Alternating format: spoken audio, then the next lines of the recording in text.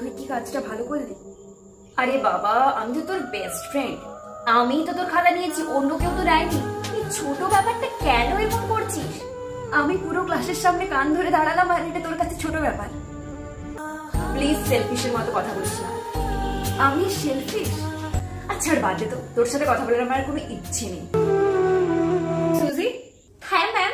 3 দাগের অঙ্কটা একটু বোর্ডে এসে করে দাও তো। বোর্ডে? আমি তো ওটা তুমি ছাড়া কেউ পারেনি আগের দিন, তোমার খাতায় দেখেছিলাম আমি। এসে করে দাও যা, বোর্ডে গিয়ে অঙ্কটা করে আয়। টিয়া একটু বলে দে না রে। কিভাবে? আমি তো সেলফিশ রে, আর জানিস না সেলফিশরা কাউকে হেল্প করে না। যা, কি হলো?